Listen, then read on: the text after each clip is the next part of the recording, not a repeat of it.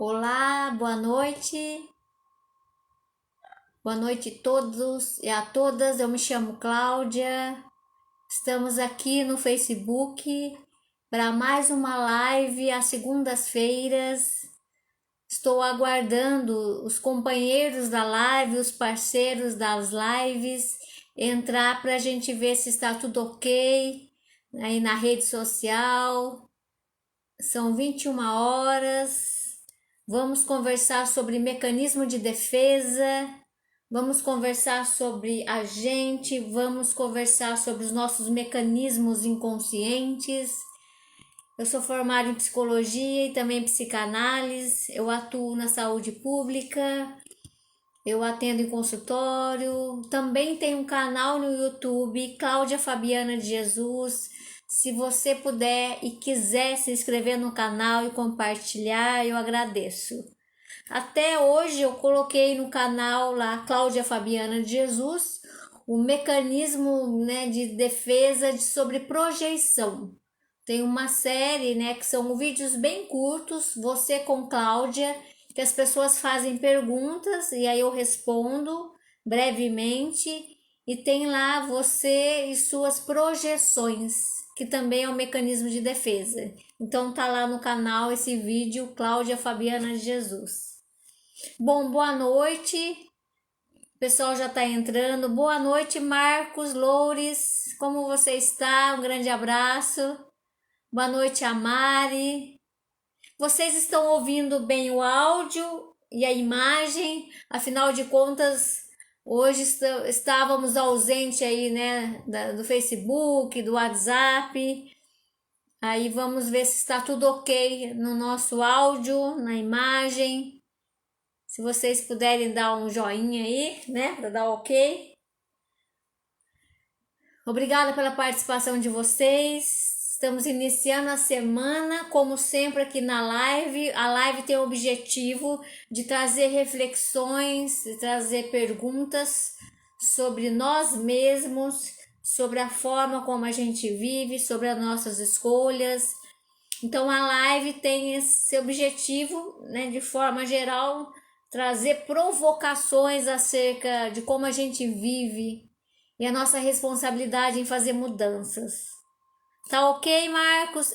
Elisângela tá presente, tá ok? Obrigado, Mari. Sandro Rangel tá presente, boa noite. Então, semana passada, para compromissos profissionais, eu não estava aqui na live, então a gente pulou uma segunda-feira. Então já dá saudade, né, da gente poder estar junto às segundas-feiras, às 21 horas. Mas hoje estamos aqui para poder falar de um tema, tanto é que eu até coloquei, né, aí no folder, você e seus mecanismos de defesa, tá? Vamos pensar sobre a gente. O pessoal tá entrando. Luzia Costa, um abraço. Pedro Paulo. Então vamos pensar sobre mecanismo de defesa, o que eu acho disso, o que eu penso. A live, né, ela tem um tempo tão curto, então a gente não tá aqui para teorizar assim, né, aprofundar, mas para trazer reflexões amplas, trazer perguntas e questionamentos sobre os temas. E sempre os temas com o objetivo de você, a partir da sua singularidade, olhar para aquele tema, tá? Então aqui a importância da gente ser democrático, a importância da gente ter opiniões diferentes, né? A opinião das pessoas são diferentes, as formas de pensar, e como ainda mais nos tempos atuais, a importância da gente respeitar a opinião do outro, não querer que ele fale do seu jeito ou escreva do seu jeito, ou o jeito que ele está dizendo é dele, tem as interpretações dele. Às vezes você coloca alguma coisa na rede social, a sua opinião, tal, e o outro interpreta de um outro jeito a partir da opinião dele, então é muito louco, assim, né? E aí, como respeitar essas diferenças, assim, porque são paradigmas diferentes, não dá nem para comparar, tá? Mas vamos lá, né? Já são aí 21 horas e 4 minutos. Vamos começar a pensar nessa temática, mecanismo de defesa. A Bel tá presente, o Jaime, abraço a vocês. Vocês sabem o que é mecanismo de defesa, já ouviram falar? Mecanismo de defesa, então eu me defendo. A gente vai falar de mecanismo de defesa, vamos citar alguns, vamos dar alguns exemplos. Vamos também pensar nessa questão do psicológico, da instância do ego, do superego e do id, que são instâncias, né, de alguma forma são instâncias psíquicas que funcionam na nossa mente, na nossa psique, e o quanto esses aspectos, essas instâncias, de alguma forma, elas têm que dar conta entre elas, assim. A gente vai falar um pouquinho disso para poder falar do mecanismo de defesa, vamos citar alguns, e aí a gente vai voltar a pensar sobre os mecanismos de defesa na sua vida, né? Como que você pensa sobre isso, assim? Lenise está presente, boa noite. Então, se a gente for pensar até essa questão, né, dos mecanismos, assim, falando um pouco da psicanálise, né, a gente vai pensar aí no Freud, Sigmund Freud, que ele, né, desenvolve a teoria, ele traz essa questão do inconsciente, que nós não somos só o consciente, não somos só comportamentos observáveis, né, que fazemos coisas que não entendemos por que fazemos coisas que não queremos e repetimos aquilo. Então é muito interessante assim, né, a importância de olhar para o inconsciente. Hoje, nos tempos da atualidade, as pessoas não querem olhar para o inconsciente, ela quer mudar, ela quer fazer uma maquiagem emocional nela, ela quer ter uma resposta pronta, ela quer mudar o comportamento dela, né? E pronto, nega que tem o inconsciente, que tem um lado obscuro, que tem um lado que ela nega, que ela reprime, tá? Então, e a psicanálise magnificamente lembra que a gente tem um inconsciente, a gente precisa olhar para esse outro lado que não é só o observável, tá? Então vamos trazer um pouco o Freud aqui. A Cida tá presente, Adriana Mendes, saudade de vocês. Obrigada. Hoje eu não sabia se ia ter live, porque afinal de contas, né, o Facebook não estava funcionando, e aí eu, né, tava aguardando, e aí estamos aqui. Que bom. Então tá, vamos pensar aí, Freud é um psicanalista, né? 1905 ele começa a escrever algumas teorias, a gente não vai aprofundar aqui, mas o Freud ele trabalha as instâncias psíquicas, né? A gente tem aqui, mentalmente falando, psicologicamente falando, as instâncias. Vocês já ouviram falar, né, que tem o id. O id é uma instância que tem a ver mais com os impulsos, com os instintos. O id é uma instância do nosso prazer, dos instintos, do impulso. Sabe aquela coisa que eu quero fazer, meu corpo pede, o meu desejo quer. Então, o id, de alguma forma, é uma instância dos impulsos, das pulsões, dos desejos, das fantasias, do corpo, tá? E aí a gente tem, a criança vai se desenvolvendo, então ela tem o id, que a gente é puro prazer, a gente tem o id, né? E aí na criação e na formação, o pai, a sociedade vai colocando o superego, tá? Então, o superego é aquela instância de caráter moral, dos valores, o que pode, o que não pode, tá? Então, vamos pensar aí nas instâncias psíquicas. Oi, Du, você tá presente? Gente, eu sempre dou uma parada aqui, principalmente no começo, tá? Para quem tá chegando, para falar um oi, ok? Mas a gente volta. Para quem já tá assistindo, né? Eu faço isso porque a interação aqui ela é importante. O Sérgio está presente, meu primo Paulo Henrique.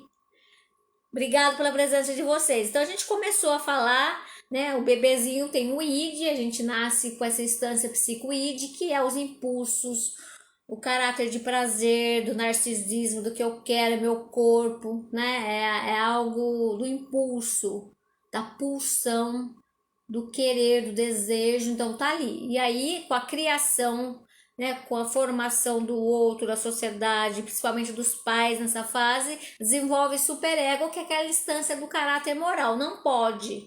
Né? Por isso que você educa um filho, por isso que você fala não. para ele internalizar ou não os valores, o que é certo, o que é errado. Então, o seu id quer alguma coisa, o seu superego vai lá e ele fala, não pode, é feio, é pecado, é errado, né, faz mal, tá? Então, tem essas instâncias. E aí, vamos dizer que tem aí o ego, que é a instância que vai intermediar, né, o ego. Vamos, a grosso modo, dizer que o ego vai fazer de alguma forma vai fazer esse equilíbrio entre o id, o superego e como que vai lidar com tudo isso, né? E porque de alguma forma Freud já traz que lidar com a realidade não é tão fácil, que o ser humano ele acaba às vezes buscando válvulas de escape mesmo para lidar com a realidade. A realidade não é colorida, harmônica o tempo todo. O tempo todo o ser humano é um ser de conflito entre o id, o ego, o superego, né? O quanto o ser humano para viver numa sociedade, ele vai ter que reprimir, ele nem tudo ele pode fazer, ele vai ter que lidar com frustração. Então, de alguma forma, essas forças opostas ou forças diferentes, elas trazem um sofrimento, elas trazem crises, elas trazem aprendizagens, né? Então tem essas forças.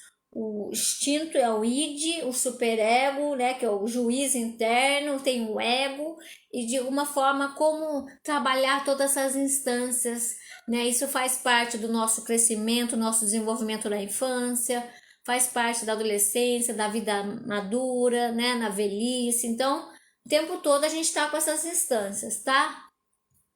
E aí, o que de alguma forma a gente faz?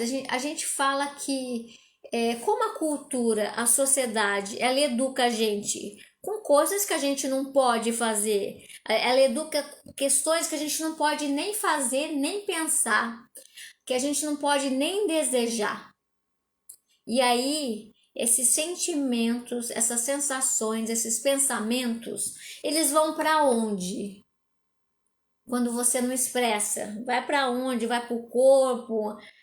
Como que eu lido com isso? Se desaparece, você é educado por uma coisa, mas você sente outra. Como que fica essa distância, esse conflito, né? Então, tudo isso tá aí. Então, a gente fala que na nossa educação, a gente tem os impulsos, o id, né? Que de alguma forma o superego vem colocar um limite, uma censura. Nem tudo que você quer pode, né? Então vai colocar esse limite, essa barreira, tá? E aí algumas coisas escapam, outras coisas vão para o inconsciente, outras para o pré-consciente, vamos dizer assim. E é isso que a gente vai falar hoje. A gente vai falar dos mecanismos de defesa. O Jaime está colocando autodefesa é fraqueza? Não necessariamente, Jaime, porque daí depende do grau, né, da autodefesa, assim. Às vezes a pessoa, fraqueza, às vezes é um termo mais até assim, a fraqueza ela já tem até um termo mais de moral, assim, se é certo ou errado, se é fraco, mas a autodefesa a gente tem que ter de alguma forma mais ou menos. É legal saber que você está se autodefendendo, para você estar consciente disso, mas tem hora que a gente também está num momento de fraqueza, sem ser um termo, né, de julgamento, assim, sabe? A autodefesa, tanto é que a gente vai falar de mecanismos de defesa. Todos nós usamos, alguns mais, alguns menos, entendeu? Assim, o quanto. Porque senão parece que a gente vai chegar num nível que a gente vai ser tão desenvolvido que eu não vou precisar de autodefesa.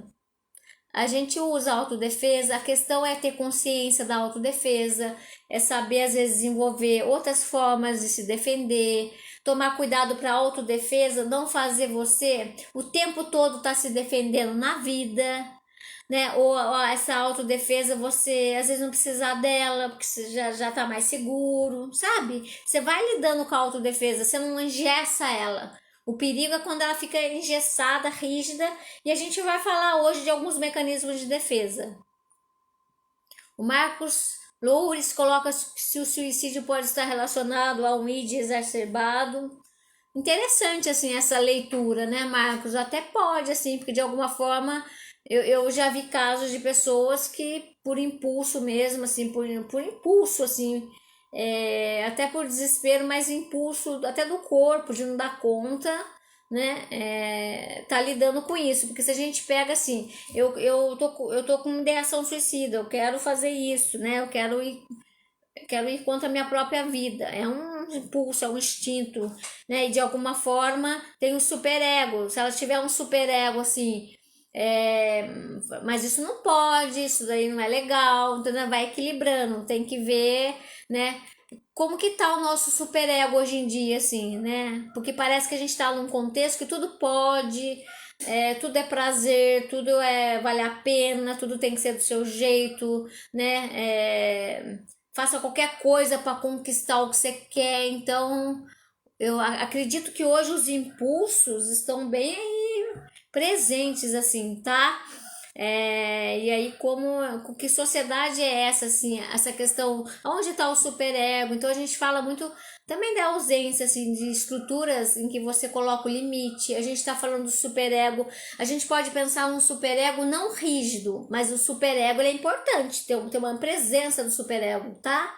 Não, os valores, a frustração, o limite, né? Não ser rígido, mas ser um superego forte, com uma constância, ok? O id faz parte, às vezes a pessoa também tem só o superego, ela precisa soltar um pouco mais aí o outro lado dela, né? E poder equilibrar um pouco isso, tá?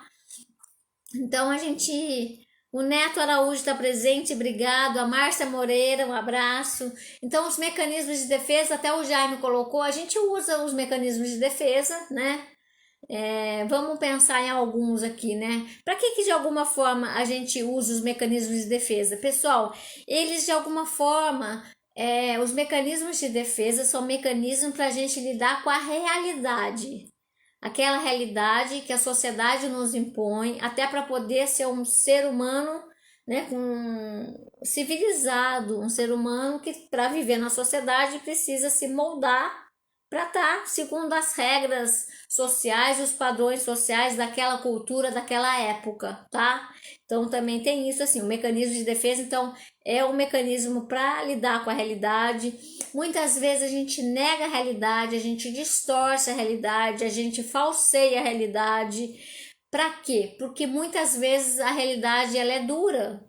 Como cada um enfrenta é diferente, porque alguém pode dizer que não, mas eu fui forte, por que você não foi para enfrentar a realidade? Mas aí o paradigma já está errado, porque você está comparando com o outro. Mas no meu caso, eu enfrentei a realidade e você está fugindo, né? Então, aqui a gente vai trabalhar muito e vai lembrar da individualidade, da singularidade. Não é todo mundo que lida com a realidade do mesmo jeito. Às vezes você lida num aspecto melhor e o seu amigo, o seu irmão, lida melhor com outra realidade, com outro aspecto, né? Então, a gente precisa olhar assim com lealdade realmente para como que você lida com a sua realidade. A gente fez aqui algumas lives, né, falando de negação, que também é um mecanismo de defesa, tá? Então, o mecanismo de defesa, ele tá ali para lidar com a realidade que é dura, que é difícil. A gente nega, a gente distorce, a gente racionaliza, a gente faz birra, tanto jeito de negar a realidade, né? E aí os mecanismos de defesa, eles têm um aspecto muito forte do que é inconsciente, ok? Às vezes a pessoa tá reproduzindo aquilo, ela não tá percebendo. Ou às vezes ela vai aprender a perceber, olha só o que eu tô fazendo, tá? Mas geralmente o mecanismo de defesa ele é inconsciente. A Elisângela pergunta se os bloqueios são uma autodefesa. Sim, são, Eli. Os bloqueios são uma autodefesa, né? Acontecem situações e aí vem um grau de sofrimento ou trauma ou marca e aí você bloqueia aquilo, você fixa naquilo. Gente, deu uma travada aqui, mas eu voltei. Vocês estão aí? Vocês estão presentes aí?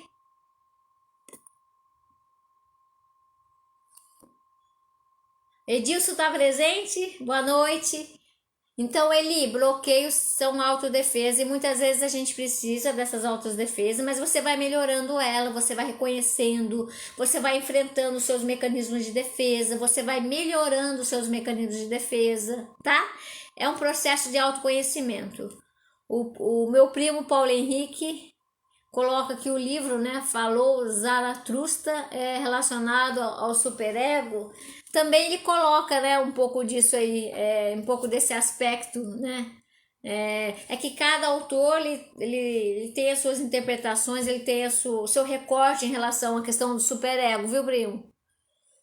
Mas é interessante, né, o quanto o superego, em cada contexto do momento histórico, ele pode ser valorizado ou um pouco de lado, né? No momento atual, a gente sabe que a gente precisa olhar para as instâncias do limite, do não, né? Sem ser de alguma forma reacionário ou rígido, tá?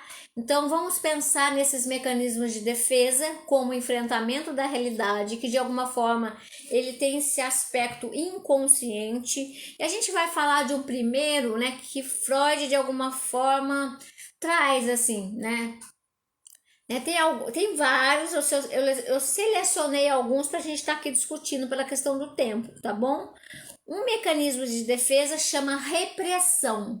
Repressão, né? É o primeiro mecanismo de defesa descoberto por Freud, né? O que é esse repressão?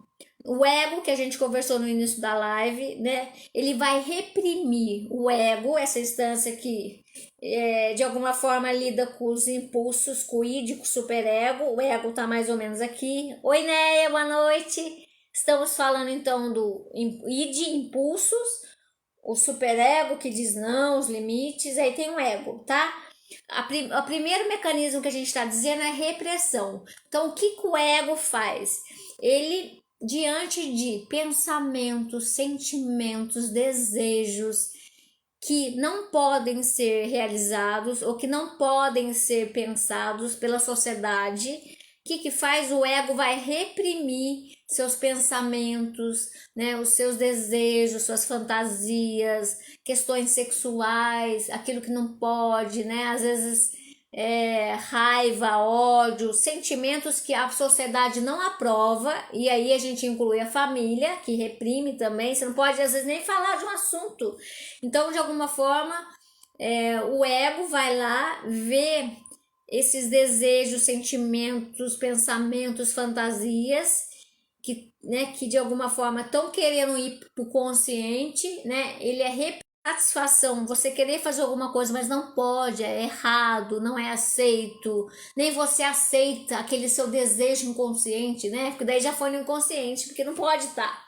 Você não pode nem falar, às vezes, de algumas coisas. Então, né, que o primeiro mecanismo é a repressão. Você reprime, né? O quanto aquilo é reprimido, porque para conciliar com as exigências do superego. Então, na época de Freud, 1905, por exemplo, o Freud ele estuda, ele trabalha, ele atende as mulheres da época, né? E as mulheres da época tinham uma repressão sexual. A mulher não podia, né, ter o prazer sexual pelo prazer, era só por uma reprodução. Né? E o quanto os desejos sexuais não poderiam ser expressos, né?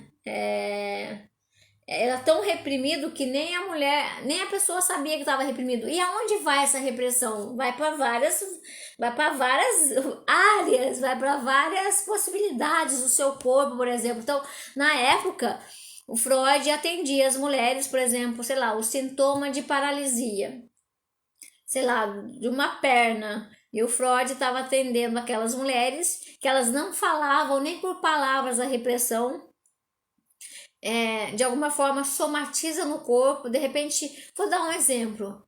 Aquela mulher, ela deseja o cunhado dela. Ela tem um desejo sexual pelo cunhado dela, mas ela não pode, né?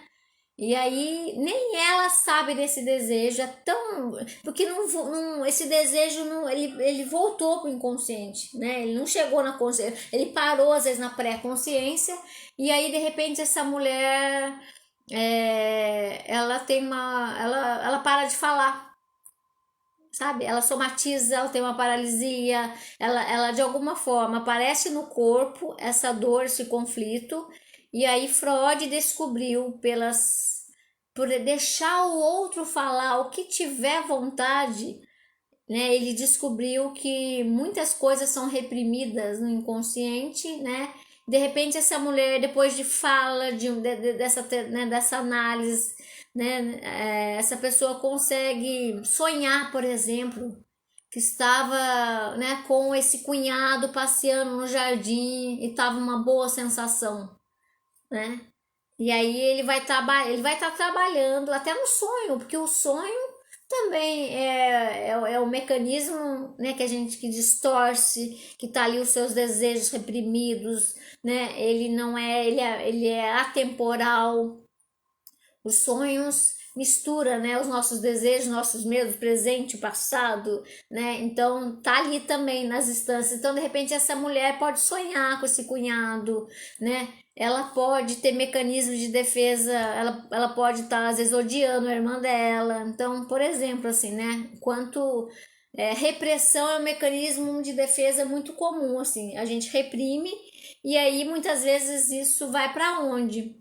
Né? Muito comum ir para o corpo, para somatização e outras formas de mecanismo, assim, tá? A gente tem que descobrir o que, que você está reprimindo, né? O que que você, isso aparece nos sonhos, nos sintomas, aparece nos atos falhos.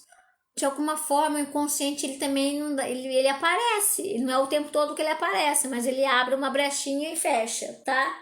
Então, repressão. Você aí já olhou para você que você já teve momentos que você reprimiu desejos, pensamentos? Você já reprimiu suas fantasias? Você já reprimiu eu lembro de né, a discussão do caso, por exemplo, que uma criança tem muito medo do pai, só que ela canaliza, ela vai desenhar os cavalos, por exemplo, e ela tem medo de cavalo, ela desenvolve uma fobia, né? É, ela desenvolve uma fobia num objeto ou num animal, né? Ela tem medo daquela figura, mas na verdade ela tem medo do pai dela, né? Então é muito interessante esse deslocamento, essa repressão. Isso não é algo dado, isso tem que ser desvelado, descoberto na análise, tá? O Paulo pergunta se o superego desafia a moral e a ética. Na verdade, Paulo Henrique, quem desafia a moral e a ética é o id, né? Porque o superego, até essa palavra superego, tá? Ele é a moral, ele é o valor, ele é o juiz, ele é o não, tá? Então, na verdade, quem desafia a moral e a ética é o id, que é o instinto, que é a pulsão, que é o desejo, né? E o ego tá aí no meio. Boa noite, Renato, seja bem-vindo. Gente, um outro mecanismo de defesa é o deslocamento, tá? O que, que a gente pode pensar? Chama deslocamento. Você redireciona, né, um impulso, você redireciona algo, né, um sentimento, um pensamento para outra coisa, para outra pessoa, para outro objeto. Geralmente está ligado à agressão, né, a sentimentos assim que você desloca. Vou dar um exemplo. Os exemplos é mais fácil a gente associar os mecanismos de defesa. O que, que você desloca? Por exemplo, você está frustrado com seu chefe ou com seu colega, né? Chefe ou colega no ambiente de trabalho, está frustrado com ele, e aí você chega em casa e desconta na esposa, no cachorro, no filho. Você deslocou um sentimento, né? Você estava com raiva, né? E você não falou daquilo pro chefe, porque aquilo é uma realidade, é difícil enfrentar isso. Às vezes você não sabe fazer isso, às vezes não pode. Você desloca a raiva e chega na sua casa, você desconta no seu cachorro, ou no seu esposo, ou no seu filho, tá? Isso é um deslocamento. Diferente de você poder chegar em casa e falar dessa raiva do chefe.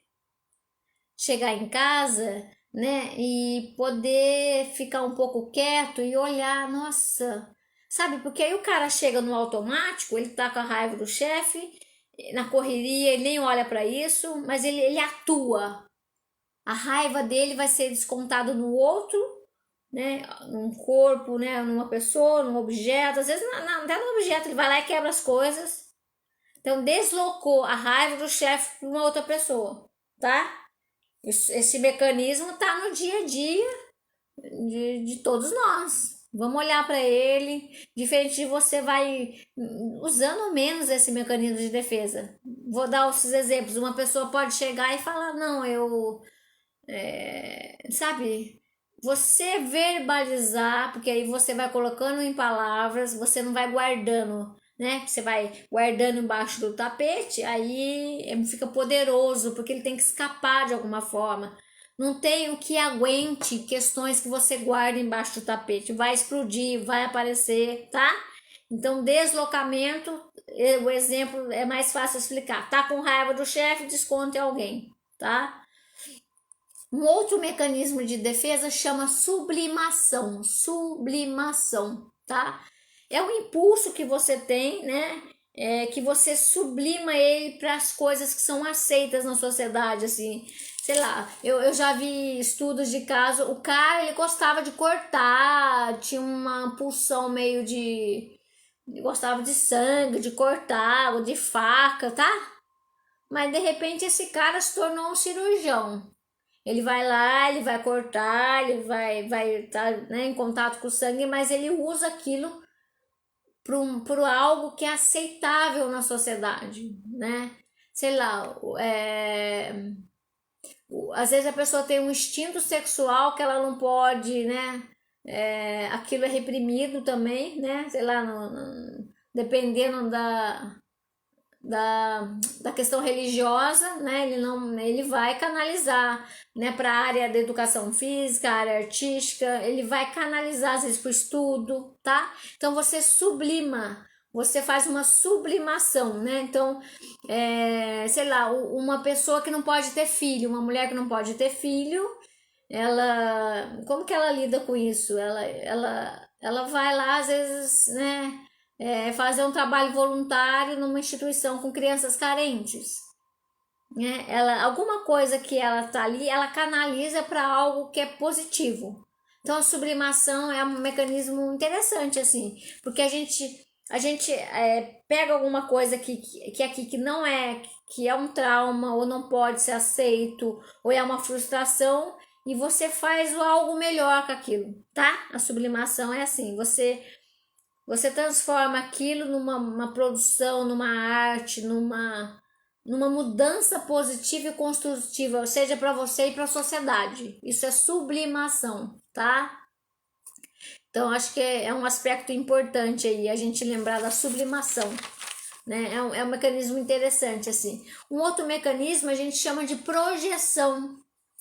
Eu até, né, eu falei no começo da live, tem um vídeo lá, você com Cláudia, você e sua projeção. A projeção é um mecanismo de defesa, né? O que é projeção?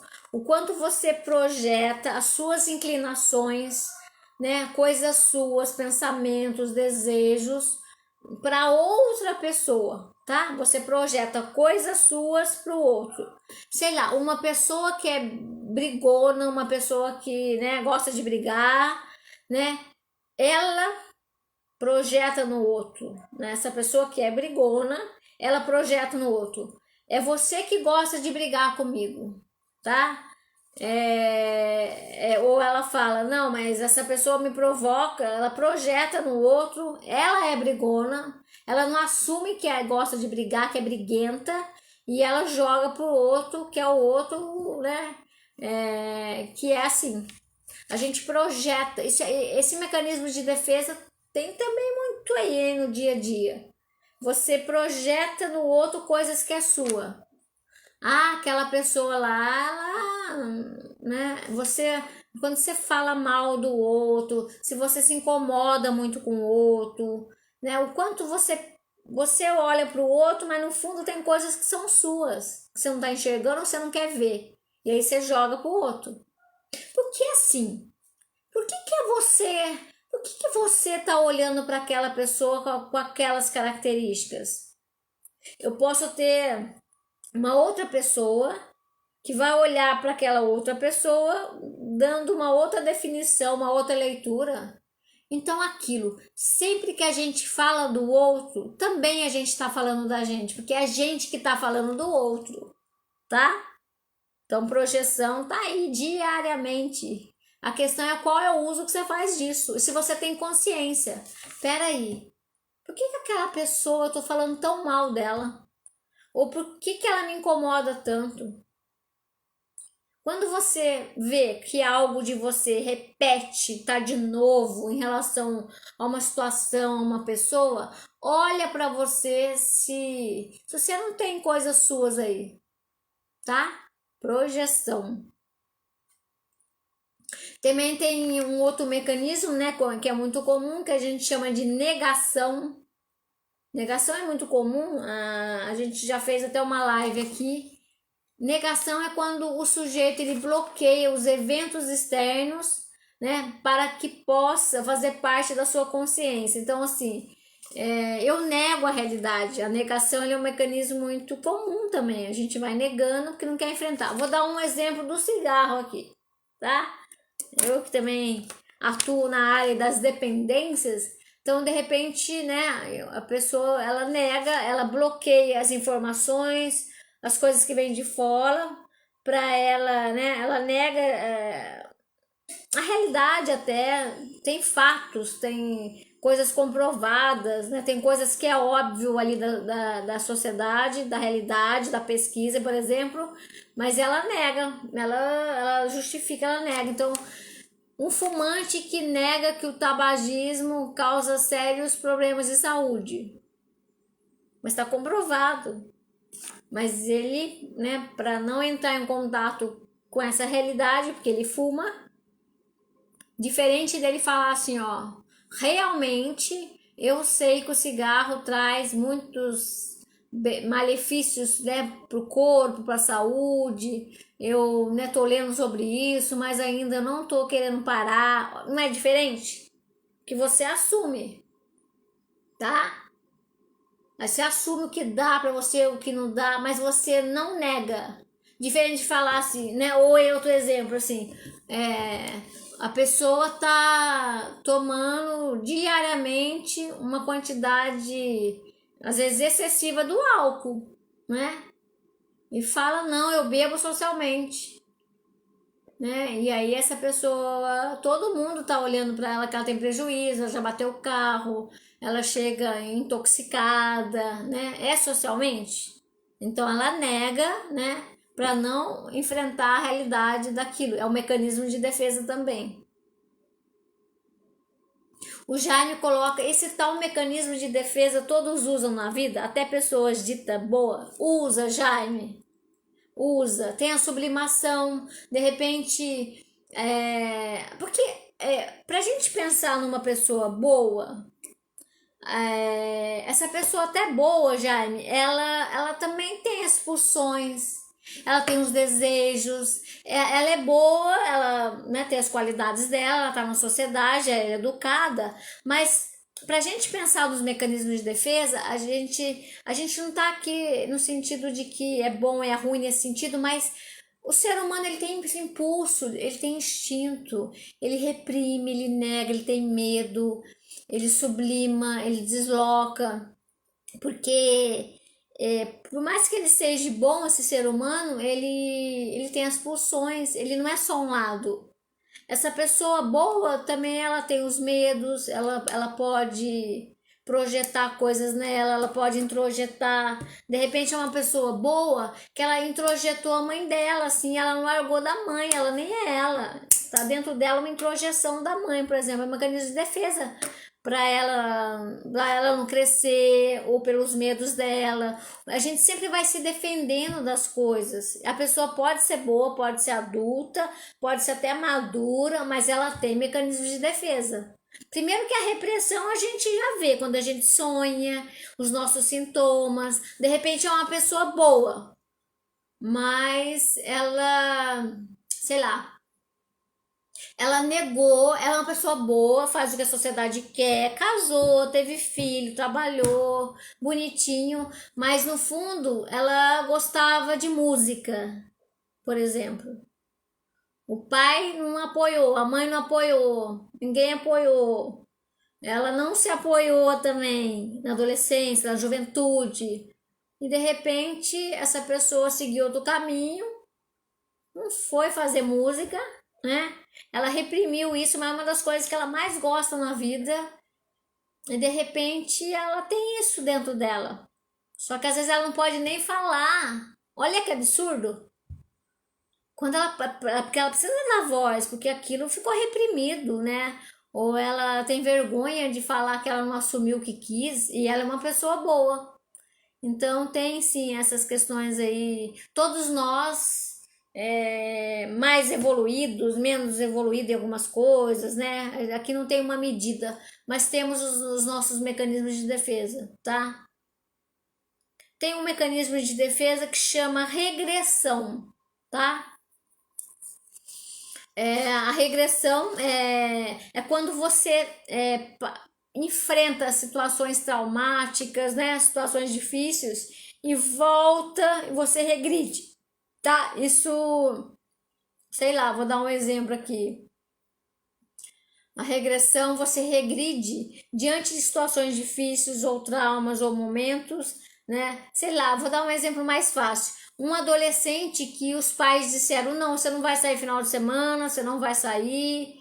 De repente, esse adolescente, ele tem um acesso de raiva e birra na frente dos pais. Ele regrediu, porque não precisa fazer birra, não precisa chorar, a fase dele já dá para conversar. Ele pode virar para os pais e falar: tudo bem, eu não vou sair, mas eu não concordo, eu acho que eu preciso sair.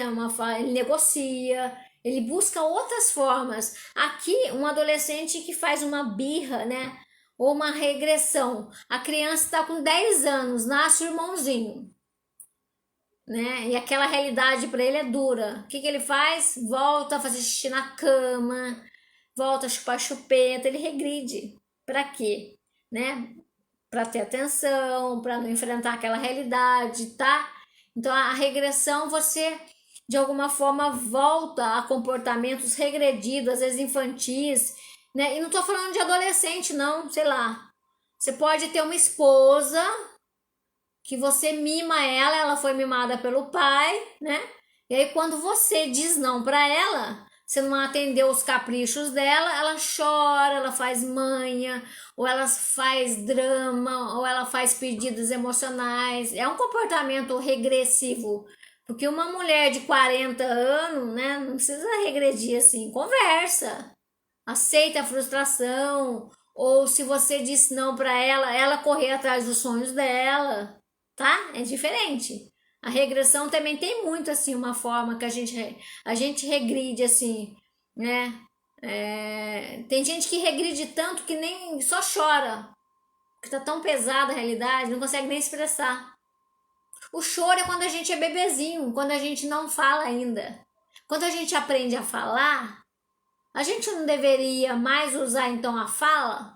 É lógico que tem coisas que as palavras não nomeiam, mas o que eu estou querendo dizer é que a gente vai evoluindo. Tem um choro legal, tem hora que é só chorar mesmo, mas tem hora que eu converso, né? Que eu levo o não do marido aí, né? E ela não precisa fazer birra, não precisa fazer capricho com ele ou fazer chantagem. Chantagem emocional ou drama ou comportamento histérico. Tudo isso pode ser uma regressão, entendeu? É bem, vamos evoluir aí, mas os mecanismos estão aí presentes no nosso dia a dia, nos relacionamentos.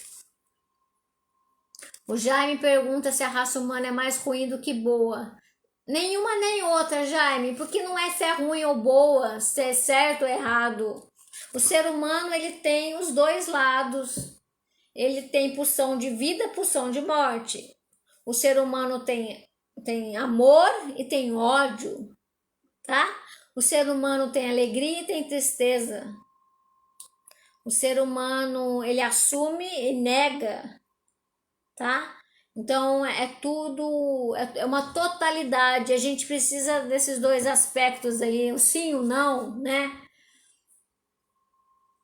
O Paulo coloca que quando foi criança foi forçado algumas vezes a frequentar a igreja, né? Para sair no final de semana.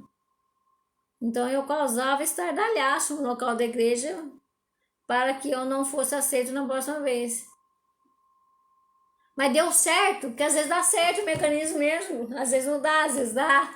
Porque é para se defender, não é só coisa ruim aqui, viu, gente? O mecanismo de defesa, todos temos mais ou menos, ele não é também só uma coisa, porque é um jeito que o ser humano vai dando para lidar com a realidade. Então, assim, ó, essa questão de. Porque às vezes você tem que se defender. Não é só adulto que defende, às vezes adulto força, às vezes o adulto é autoritário, às vezes ele quer que o outro acredite na verdade dele. Quando criança até é muito comum, né? Mas a criança também, às vezes ela não quer algumas coisas, né? E aí você buscou aí, né? Aí nesse caso, Paulo, não era regressão não, porque você tava se autodefendendo, não regredindo, mas que você era criança, entendeu? Você não voltou lá atrás, assim, você fez um mecanismo até de enfrentamento, assim, né? Porque não sei se a criança falando, eu não quero ir, o adulto vai entender, né? A gente mesmo vai criando formas, porque as formas que a sociedade às vezes institui não são boas, assim, às vezes não conversam ou não entende, né? Então, Gabriel tá presente. Gente, um outro mecanismo de defesa, né, a gente chama que de alguma forma é a racionalização. Vou falar da racionalização. Você já ouviu falar da racionalização? Você racionaliza.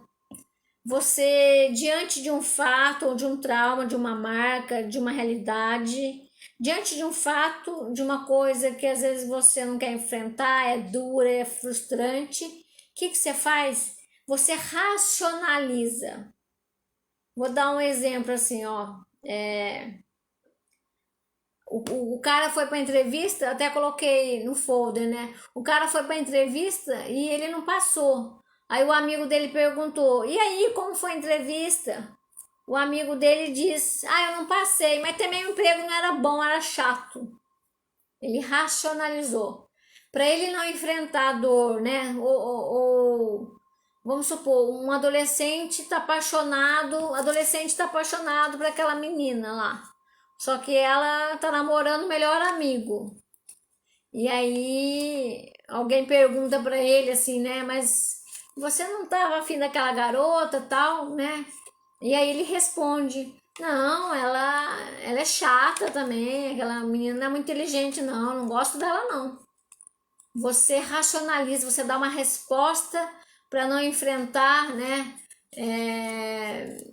Para não enfrentar aquela realidade. Você pode racionalizar as ideias intelectuais para não enfrentar. Você pode distorcer. Você usa a razão para não enfrentar a emoção, ok? Você usa um jeito de minimizar, de nem enfrentar a dor do seu sentimento diferente. Vamos pegar esse exemplo para a gente pensar? Do cara falar: "Nossa, eu não consigo um emprego. Eu tô triste. Eu fiz a entrevista, eu acho que eu não fui tão bem, eu não entendi por quê. Ou eu entendi por quê, faltou isso." Sabe, da pessoa aceitar a realidade e falar das emoções.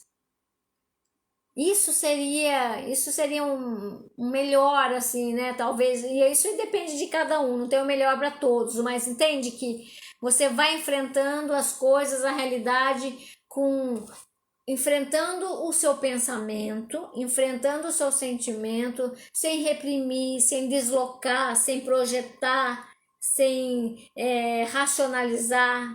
Isso é mais indicado, assim. Uma outra. Tem um mecanismo que chama. Eu falei da projeção, mas tem a introjeção, tá, gente? A introjeção é quando você pega É o contrário da projeção. A introjeção, você introjeta em você, você coloca em você algo do outro, tá? É muito comum a gente ter a introjeção. Vamos dar um exemplo assim, sabe? O ídolo.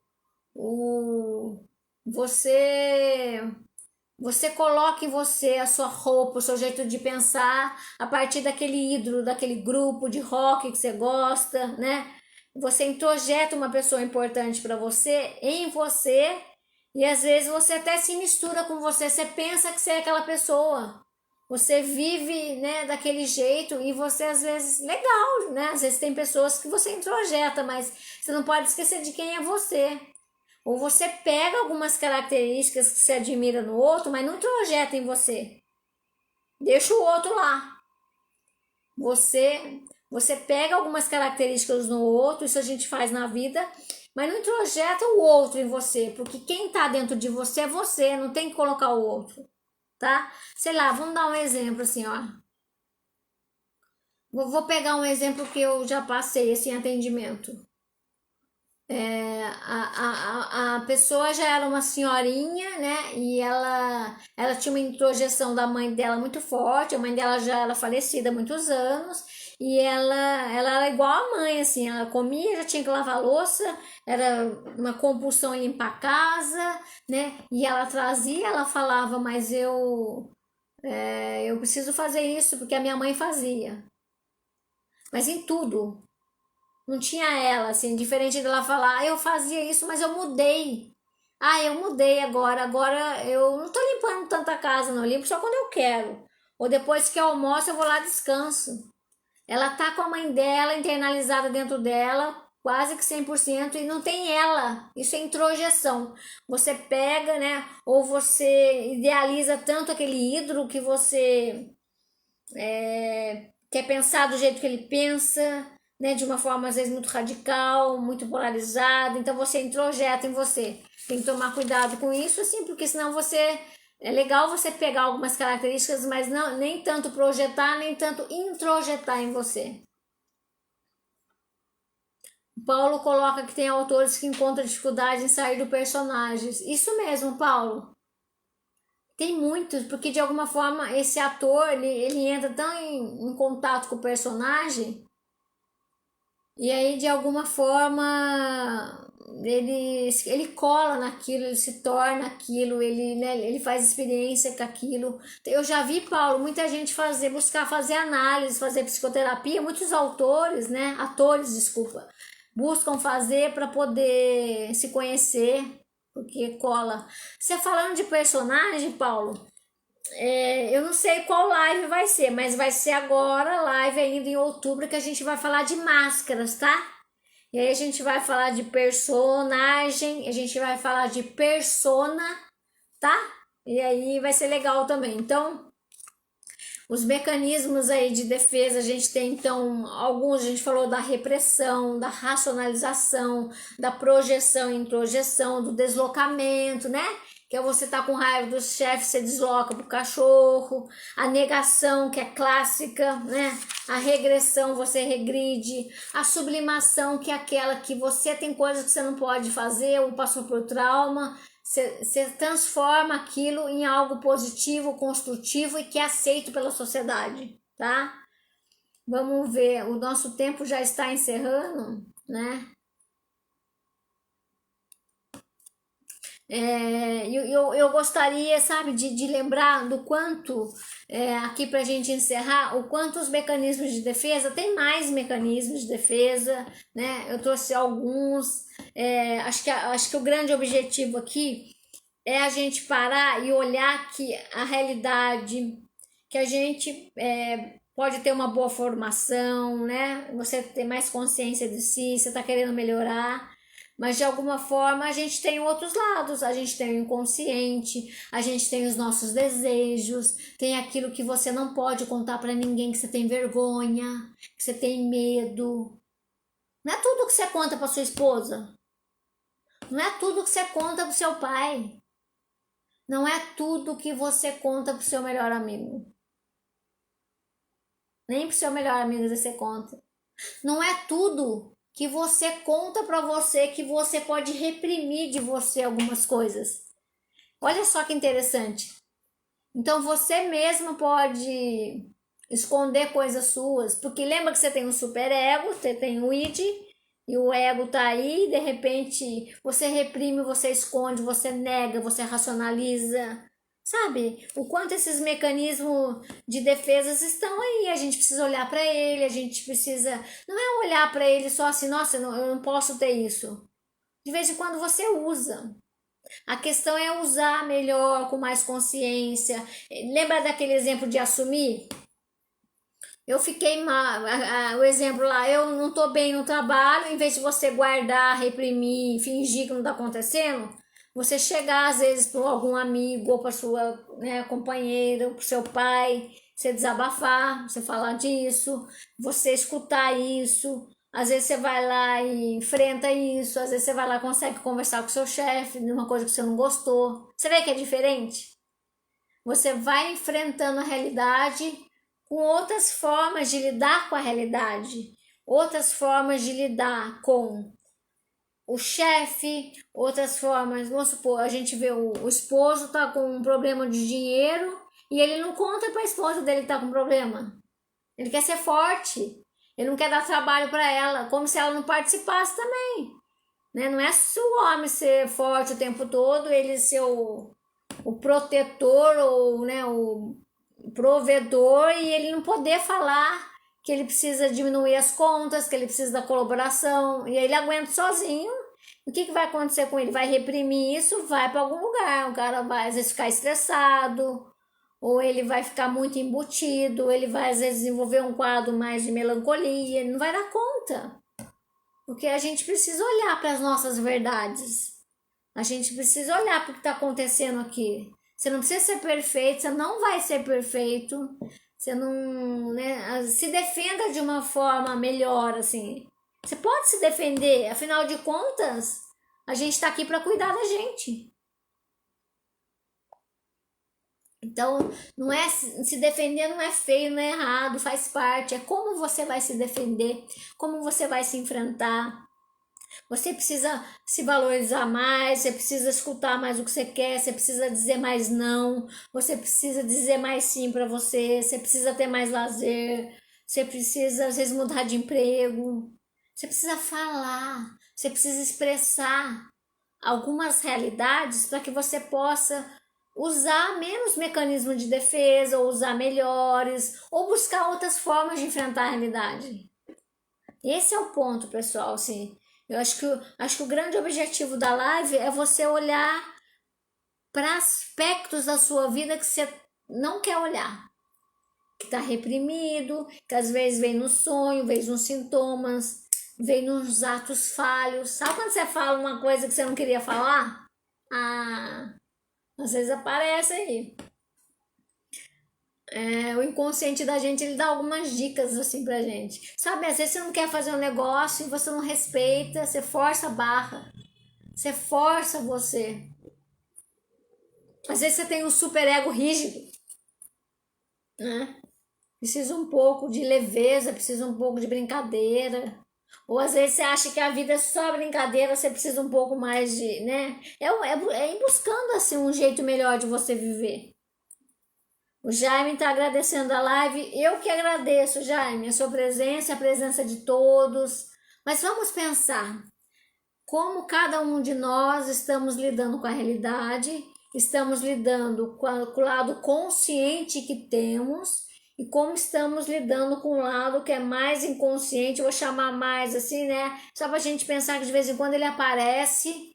O Pedro Paulo está falando que é a questão do equilíbrio, que é a grande dificuldade, é o grande desafio, né? E que você às vezes equilibra, daqui a pouco você desequilibra, daqui a pouco você equilibra de novo. E tudo isso é vida. Tudo isso é viver. E talvez a gente possa julgar menos a nós mesmos, no certo, errado, bem, mal, né? Acho que tem um cunho moralista, né? Tem às vezes as formas como vocês foram criados. Alguns aspectos são ótimos, outros não. Já mudou, você não tem mais 20 anos, né? Como que você se cria hoje? Quais são outras formas que você enfrenta a realidade, né? E aí tem um diálogo, tem as buscas que é sublimação, né? É a arte, é a música, é a cultura, é a leitura, é a troca, é o altruísmo, é a doação. Como que você vai lidando com a realidade que às vezes é dura, você vai colocando uma graça na sua vida, você vai buscando novos sentidos, você vai enfrentando as percas, né? E aí vai se buscando várias maneiras para não ficar fixa só em uma. Toda vez eu, né, vou racionalizar, toda vez eu vou negar. Aí você só usa o mecanismo a vida toda, né? E não busca outras formas. Acho que esse é o ponto. A Elisângela coloca, eu vou ficar pensando na live de hoje, achou muito interessante, obrigado pela aula que está dando, para que possa enxergarmos a nossa autodefesa e como lidar com ela. Obrigado, Eli, você sempre presente, querida, guerreira e vencedora, né? E é isso, assim, as nossas defesas, né? Tanto é que até um animal se defende, né? O mecanismo é ou você luta ou você foge, né? Às vezes tem gente que foge da vida, foge de si. Tem gente que só vive para se defender, porque a vida foi dura, ou ela não teve ninguém por ela aprendeu para se defender. Aquela que se defendeu demais, às vezes precisa um colo, né? Aquela dá colo para o outro. Então a gente está aqui para mesclar, para fazer a própria vida se movimentar, para que a gente possa ter mais evoluções, mais aprendizagem, mais experiências diferentes da gente mesmo. Então estejam abertos a olhar para si, a olhar para suas defesas, a olhar para as coisas que você pode melhorar, ao enfrentamento da sua realidade, a ficar atento ao seu lado que você reprime. Que você pode ter uma conversa com você, que você pode escolher alguém de falar de coisas que você não pode falar para qualquer pessoa. Você não é feio por isso, você não é errado. Pare de se julgar. Tem coisas que a gente pensa que a gente precisa colocar para fora. E é muito bom a gente poder falar de uma coisa que, nossa, vão pensar o que de mim? Como é bom ter alguém que você possa ser você sem julgar o que você fala, o que você pensa, o que você acha. Como a gente reprime isso? Tem gente que reprime até no corpo, né? A gente vê casalzinho, o cara tá lá dirigindo, de repente a mulher dele, a namorada dele é ciumenta, excessiva. Né? O cara não pode nem olhar pro semáforo, daí vai passar alguém na rua e tem que reprimir até o comportamento dele. É muito louco, assim. Você reprime o comportamento fora, você reprime emoções, sentimentos, e aí é perigoso. Se você leva uma vida com muita repressão e não tem consciência disso, vai escapar de alguma forma, tá? Vai pedir socorro. O seu emocional vai pedir socorro, porque você não tá cuidando dele. O seu inconsciente está aí muito abafado, tá? Enfim, pessoal, existem os mecanismos de defesa, existe a realidade e que a gente possa cuidar melhor da gente, buscando novas formas de enfrentamento da realidade, aceitando os afetos, melhorando a comunicação, se expressando mais, se respeitando mais e se amadurecendo, né? Você vai amadurecendo o seu eu e ficando melhor, ficando mais à vontade dentro de você, tá ok? Muito obrigado, agradeço a todos. E aí hoje a gente conseguiu realizar a live aqui, né, no Facebook. Boa semana a todos, que vocês possam pensar aí sobre essa temática. Agradeço a presença de vocês. Uma semana com aprendizagem, com afeto e boas surpresas. Até segunda-feira que vem. Um forte abraço e muito obrigada.